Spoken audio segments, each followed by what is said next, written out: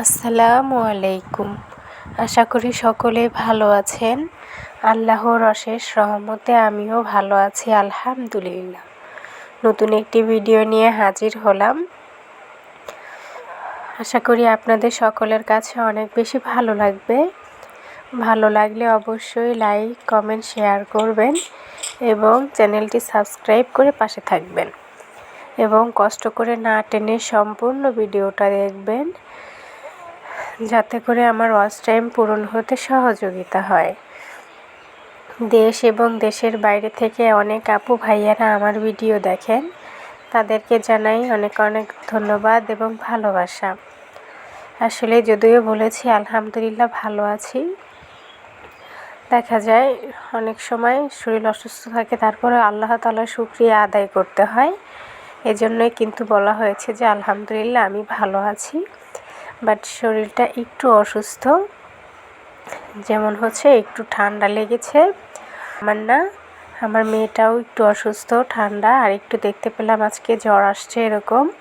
তো সবাই আমাদের জন্য দোয়া করবেন, আমার পরিবারের জন্য দোয়া করবেন যেন আল্লাহ তাআলা আমাদেরকে উত্তম শিফা দান করেন।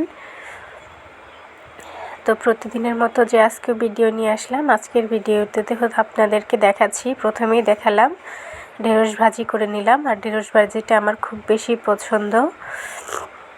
তো এইখানে ডিম দিয়ে আর কি ঢেঁড়স দিয়ে সজনে দিয়ে রান্না করব। আপনারা যদি কেউ এভাবে রান্না করে থাকেন অবশ্যই আপনারা কমেন্ট করে জানাবেন। আমি আগে কখনো এভাবে রান্না করিনি, আজকে আর কি রান্না করলাম, সেটা আর কি আপনাদের সাথে শেয়ার করলাম। তো এই যে অল্প একটু করে দিয়ে নিয়েছি, এখানে সব মশলা কষিয়ে নিলাম। এখন হচ্ছে সজনে আর ঢেঁড়সটা দিয়ে দেব।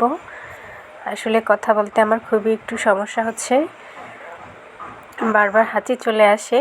তো আমার আজকের বয়সটা কিন্তু খারাপ হচ্ছে, তো সবাই একটু ক্ষমা সুন্দর দৃষ্টিতে দেখবেন।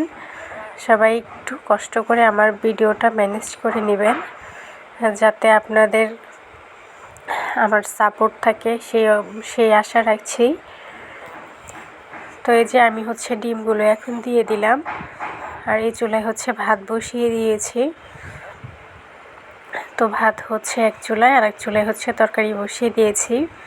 আর এই যে আপনাদের সাথে শেয়ার করছি হচ্ছে কলা। এই কলাটা কিন্তু অনেকগুলো নিয়ে এসেছিল, খেয়েছি। তো এখন খাবে বলে তাই আর কি আপনাদের সাথে শেয়ার করছি, ভাবলাম যে একটু শেয়ার করি। দেখুন অনেকগুলো খাওয়া হয়ে গেছে, তারপরে হচ্ছে আপনাদের সাথে শেয়ার করতেছি। তো এই যে আমার রান্না শেষ হয়েছে। ভিডিওটা কেমন লেগেছে অবশ্যই কমেন্টে জানাবেন। আল্লাহ হাফেজ।